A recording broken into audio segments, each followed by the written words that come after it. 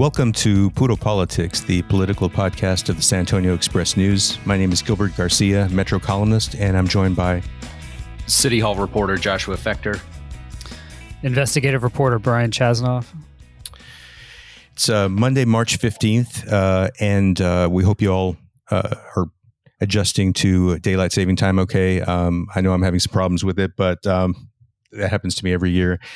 But a few weeks ago, you might remember we had a couple of people from Fix SAPD, the organization that has an initiative on the May ballot, which would call for a repeal of Chapter 174 of the Texas Local Government Code, which allows police officers to engage in collective bargaining.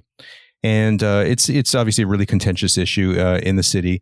And because we had some people from Fix SAPD on a few weeks ago, we thought it would be good to have someone with San Antonio Police Officers Association. So we're really glad that we have the president, and he's fairly new on the job. But how many weeks has it been now, Danny? This is Danny Diaz, the president of San Antonio Police Officers Association. Has it been maybe about a month and a half or something like that? Is that right? Yeah, this starts 6 weeks actually. So, well, thank it's you. It's been a short time, but it's been crazy. Thank you for being on the podcast. And I guess I wanted a lot to talk about, but I wanted to start off by asking you about this year's collective bargaining process, because you're coming in at a time where there's not only the Fix SAPD ballot initiative, but we're beginning a new round of collective bargaining. I think we've had 4 sessions so far, and I just want to get your sense. It's early in the process, obviously, but how do you feel like things are going from the perspective of the police officers? Well, from our standpoint, look, my conversation with Eric Walsh and Maria Villagomez and Liz Provencio is that we're coming to work and we're coming to bargain in good faith. It's a different time, different people are in place, so it would from our standpoint, it'd be a little easier this time around. But that was our commitment to the city and to city staff. I mean, I think the general sense that we've all had is that, the last time around there were some, big issues, fiscal issues on, where there was conflict, particularly when it came to like benefits and so on, and the evergreen clause, which was 10 years at the time, is 8 years now. So is it fair to say that the real challenging issues, that those issues have kind of been resolved in the last round, and now it's really down to the issues of how the city or the police department deals with officer misconduct and punishment and those sorts of things? Is that are those the big areas right now? Yeah, that really is the area. If you go back and you look at the last contracts, one time it was pension. The next time around, we talked about pay. The following time, or with the last time, it was insurance and the evergreen. This time around, of course, with the environment that we're in and everything going on, the primary focus is discipline. So that's what we've been sitting down, talking to, and trying to figure out some reform. What elements of reform is the association amenable to at this point? Can you say? Well, I mean, there's a lot of things on the table, right? I will tell you from our standpoint, there's information that has been put out by Fix, SAPD, and some other activists on their opinions of what our discipline is. What we're saying is that some of the things that are being told by them are not true, in the sense that that's not the way that the things work. And I'll give you a prime example. One of them is a 48-hour rule. They're walking around telling citizens and anybody that'll listen that the 48-hour rule really is it gives officers 48 hours to look at the case that's filed against them or a complaint that's filed against them. And that's far from the truth. The 48-hour rule is just, it gives officers 48 hours to appear at internal affairs. It gives them the opportunity to come up, with personal issues like childcare They do have the right to take a supervisor with them, and being that it's shift work, it just gives them an opportunity to make arrangements to get there. We don't look at anything until we walk into the internal affairs office, and that's the only time that you see it. Well, one of the it seems like one of the big issues that you all are talking about is how to handle the role of the third party arbitrators and their role in dealing with officer punishment cases or appeals, and to just probably oversimplifying here, but I think that the city would like to move to a situation where the arbitrators would be able to rule on factual matters, but wouldn't have the power to make determinations on punishment or whether officers should be reinstated. And could you explain why, if the Police Officers Association believes that it's important to keep things the way they are, where the arbitrator does have the power to decide on reinstatement of police officers, why you think that that's important or a good thing? Well, primarily because it's a third party entity, right? They have no loyalty to either side. It's an attorney that right now it comes from out of town. They have no stock in the city side or in the association side. So it's a third party that hears it, and that's beneficial to both sides. I think what's been said and what the city wants is just for it to be one-sided and the chief to have the ultimate decision. From our standpoint, is like, hey, we're working with the chief currently on all sorts of things since I've started this position, and that's good. We can work through that, but who knows who's coming next after this chief leaves or retires, and we have someone that basically could revert back to the way things were in the past on a brother-in-law system. I'm sorry, but do you think things could get political? I mean, I know there are instances, particularly we hear it in smaller town police departments, sometimes that there are instances where a chief will make these kind of decisions based on political or personal issues. Is that where you all are coming from on this? Is that the? Yes, sir. That's exactly the point. Yeah. With the third party entity, they don't have that luxury, so it takes the politics out of it. Obviously, the Fix SAPD ballot initiative is hanging over this entire sort of negotiation process, something that you haven't had in the past. Have you gotten any kind of understanding from the city of like what would happen if Fix SAPD is victorious at the ballot, and what would then happen to the contract negotiations if there's not a contract in place? Well, first off, it's detrimental to both sides, right? If that's the case and they wind up losing it, then we don't have the opportunity to sit down and work through these issues, from pay, your benefits, insurance, all the way down to maintenance of the vehicles and equipment that we get on the department side. You're also looking at bringing in individuals that want to come to work here in San Antonio and on this department. If you don't have the opportunity to do that, people are going to look elsewhere to go Dallas, Houston, where they get better pay and benefits. That would make it difficult for us to hire just to get quality people here. So there are other issues here. Look, we're all about having to sit down and talking with the city about reform, but to change policies and procedures and to take away discovery from officers, that's detrimental to this department and the union. But would contract? I'm sorry, just a quick point of clarification, Danny. But would the contract negotiations just cease at this point if the current negotiations are ongoing after the May 1st election and after and should Fix SAPD win at the ballot box? So would negotiations then just cut off completely. Do you have any understanding of what would happen to the current process if that was the case? We're going to keep working as if we're going to be victorious, right? This way, we're prepared. But as far as the contract is concerned and bargaining, we will keep pushing through.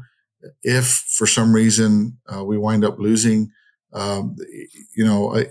it's all up to the city on what they decide to do and where we go from there. Yeah. Because now they've taken the right for us to bargain, right? Obviously, this current contract is good through September 30th. So we'll have to sit down and figure out what we are going to do with the city as far as paying benefits and all those other issues. We don't automatically fall to meet and confer, so we could be at the mercy of the city. Well, that was what I was going to ask you, because as you know, Fix SAPD, their argument against collective bargaining has been that they feel that the Police Officers Association has had too much leverage in the process, particularly with the long evergreen clauses, because if an agreement isn't reached, the current terms are frozen in place during that period. So they've made that argument, and if we lose collective bargaining in San Antonio, that we would. If we go to meet and confer, which would basically be a situation where the city could negotiate but would not be obligated to negotiate, could you explain why or what your concerns are about that? Because I mean, the people on the other side would argue and have argued that the other big cities in Texas, Dallas, Austin, Houston, have a meet and confer system. They've been able to function that way. What do you think the problem would be if San Antonio, if we don't have collective bargaining and we go to a meet and confer process? So basically, we would fall under the civil service, right? Mm-hmm. So we would get a certain amount of rights and benefits, but that'll be totally up to the city and what they would want to give us. It's more mandated than it is being able to sit and talk and negotiate about it. Look, it's very detrimental. We lose out on a ton of things: pay, benefits, longevity, the assurance that officers are taken care of here for a city that they take care of. It's detrimental, and what could basically happen is officers could go elsewhere and go look for jobs at other cities, which really is tough because it costs about $100,000 plus to train mm-hmm. an officer to be on this department. That's detrimental because we train them and then we lose them to go to other cities and work where they have a better working environment. So we're trying to keep the individuals that we have here. We've got a good package of pay and benefits. Of course, not the highest paid, but everything put together. People that love to come here. It would be tough to start hiring individuals when you don't have an agreement in place where we can sit and talk about those things. And just to give you an example, I know I'm going to show my age here, but when I came on in 91, mm-hmm. There was 4,500 that were in line to take a test that one day to wow. just to start the process. Mm-hmm. Now we're looking at 100, 150 mm-hmm. With everything that's been going on across the country. Really, who wants to be a policeman nowadays?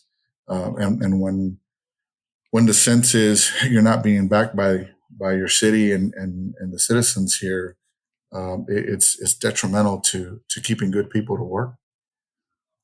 Danny, do you feel like there have been any instances in the past where a third-party arbitrator has reinstated an officer who really shouldn't have been brought back to the force? So, look, I will tell you this, that first and foremost, let me start with this. We don't want bad officers here. If an officer is doing a criminal act, we don't want them here. They make the rest of us look bad. In my career, I've arrested 7 officers, right? They just don't belong. What we're talking about here is through an arbitrator is violations of procedures through our general manual, from anywhere to being tardy to work, to not turning on your body cam on time. We are not talking about criminal acts here. If it is a criminal act, then they need to go. On the second part is that, the arbitrator makes his ruling on the evidence itself. And really, if he finds that there was excessive suspension on the chief's part, or if there's not enough evidence to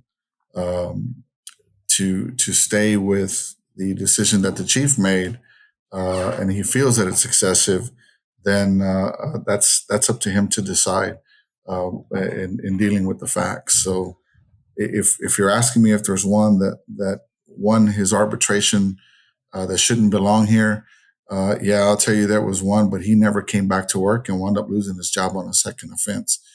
So he was one of the ones that our own officers turned him in on both occasions and never came back after that first one. I'm curious which officer you were referring to. That was Officer Luckhurst. Ah, okay. I was actually going to ask you about that, and for those who are listening, Officer Luckhurst was allegedly gave a feces sandwich to a homeless person in 2016, and he appealed his firing and was reinstated in 2019. And that's what I was going to ask you about that, and I think you probably already answered the question, but I was curious. I know that the Police Officers Association is put in the role of representing police officers, but just on a personal level, are there situations where you look at a case like that and just think you either get angry or upset that if you think there's someone who you think is making the police department look bad? Sure, of course, everybody does. Situations like that, like you mentioned, and like I mentioned earlier, it makes the rest of the officers look bad. Look, we've got a good department and a good crew. I will tell you that officers here, we're human. We make mistakes too. But we just try to minimize those on a daily basis. But with this individual, our own officers turned him in on what supposedly happened. We weren't. No one ever found a complainant. The complainant was an administrative complaint when it went through the process, and that was because our officers did turn him in. And then the reason why it was found in favor of Officer Luckhurst was because of the mistiming on the report. The investigator put on the wrong date when he was supposed to be at work. He was out injured. So he couldn't have been in uniform. He couldn't have been out on the street when this thing happened. But again, our own officers turned him in on two things. He never came back to work, and he was subsequently fired for that second incident. Yeah. Danny, you have accused Fix SAPD during the petition signature gathering process of deceiving people, of giving people the impression that they were either with SAPD or that they had the support of Police Chief McManus. And for the record, Police Chief McManus has indicated that he does support the collective bargaining or is willing to work through the collective bargaining process. So you've accused Fix SAP of kind of misrepresenting themselves to the voters when they were gathering signatures. That's something that they have denied. Do you have any evidence, solid evidence, that this kind of thing has been happening? So what we had were police reports where citizens were calling in, complaining about them being, I guess, a little forceful in the way that they were asking for them to sign the petition. It's not everything that we have is just from citizens calling and complaining. There were some case numbers that we had put out. There were some still photos that we put out from one of the citizens that sent to us. They sent to us to show us what happened. And in those conversations with those complainants, they were saying that they were told that they were with SAPD and that they were there on behalf of Chief McManus to get him the power back to run this department, things like that. But, from our standpoint is, the chief's never lost any power. He's always had the power to suspend, discipline, fire, however he sees fit. the officers. It's just our thing was we were going off of the complainants that called in on these police reports, and there was active case numbers. We didn't just make these things up. We were going by what the complainants were stating. Danny, you've also said that the Fix SAPD by putting forward this ballot initiative is trying to defund the police, and they've argued that they're not trying to strip the police department of funding. They just want to see reform and what they think would be a preferable way of dealing with officer misconduct. Could you talk about why you referred to this as a form of defunding the police? Well, yeah, that's obvious. Look, you're trying to take away the right for the officers to sit down and bargain with the city to talk about their pay and benefits. So if you're taking that right away, you're taking pay and benefits, their livelihood away from them. It's a form of defunding. It doesn't mean that they're taking anything from the city budget or the department's budget. Right. The way they attacked it was on the other side, which gives us an opportunity to sit and talk about our pay and benefits. It's defunding. You're taking it away. It's just a version of it. That was the point that I was trying to make, and they're trying to mask it by saying, well, they're not defunding because they're not taking any money from the budget. Well, it's not the police budget that they're attacking. Again, it's the right to be able to sit with the city and bargain about your pay and benefits. But would that actually pan out? Dallas and Houston, they both have meet and confer. They don't have collective bargaining, and yet the police budget makes up more than a third of their city's general fund. So I mean, that hasn't played out in those cities. No, because of the way that they've had it set up and the way it would fall into us, we don't automatically fall into meet and confer. So we could be at the city's mercy and whatever they decide to give us. Again, it goes back to, it goes to this. If we have the opportunity to sit and talk with the city and work through things, this is a process that has worked for 40 years, right? Why all of a sudden is it such a bad thing? Because of the environment that we're in, or because certain individuals think that they know what happens inside the department when they don't work here. And what I'm finding throughout with everybody that I've spoken to, from the DA's office to the city manager to the police chief to our union, there's a disconnect and a lot of miscommunication. What I'm trying to do is bring those gaps back together, right? The right hand needs to know what the left hand's doing. And those are the things that we need to do. If these activists would actually sit and read what our policies and procedures mean, they don't mean the things that they're out publicly stating, and some of the stuff that they're putting out on their literature. It doesn't mean that. And I gave an example of a 48-hour rule. If you actually sit down and read it, it's one long run-on sentence. If you were studying for a promotional exam, from our standpoint, you got to cut it in half, and it's two parts to it. But people are trying to make decisions on issues where, look, they've never done this job. They don't know what it's like to be on this department. But they're quick to come up with their opinion and think that opinion is the way that it is. We're telling them it's not. It's a function and a way for the city and the union to get through all kinds of things, issues, pay, benefits, maintenance, equipment. And it's worked for 40 years. Why are we going to do away with it? Danny, we probably need to wrap things up pretty soon, but I wanted to have one last question I wanted to throw you. I guess it's actually like a two-part question. The New York Times last week had a profile of Ron DeLorde, who's been a long-time police union negotiator. He worked with the Police Officers Association on the last round of collective bargaining. And the gist of the profile was basically that this is someone who has worked hard to defend police officers, but he has come around in recent years to the idea that this is that we need to see police reform, and that he is kind of realizing that we're in a different time.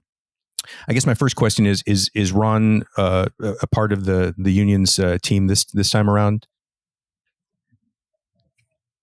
Yes, sir. He's our lead negotiator. Lead negotiator. Okay. And so, do you sense that? I mean, as he talked about in this article, he's kind of suggested that he realized that times have changed and that there needs to be more of a consciousness about police reform, just in a general sense. And I know that there are a lot of individual issues to be hammered out, but in a general sense, do you sort of also have this view that we are in a new time, and that SAPOA has to be open to the idea that reform is something is an idea that's whose time has come? Do you see it that way? So, look, I've said from the very beginning that reform is here, right? And we're working with the city to work on those reforms for greater accountability. But we still have to maintain the fundamental rights of workers, right? We're talking about what they're wanting us to choose between social justice and procedural justice for law enforcement, right? For the officers that work for them. What we're saying is that we can do both. That we can stay at the table, right, and have a dialogue with the city. We can stay at the table and have a dialogue with activists, with this to work on these reforms. What we can't do is and I'll give you a prime example. I got elected on the 17th, and on the 20th, I had my first Zoom meeting with some of these activists and with State Representative Gervin Hawkins, that was a moderator for that, and it was just one-sided. You have to be able to talk and see both sides. If you're not open to discussion, then nothing's going to get worked out. We're not afraid to sit down and talk about reforms at any point. Right now, the individuals that we have in front of us is city staff, their bargaining team, and the city manager, and that's who we're sitting down communicating with and trying to figure this out. Yeah. Well, Danny, thank you so much for joining us. We really appreciate it. And for those of you listening, I hope everyone's doing well, and we'll be back next week. Take care. Thank you, gentlemen.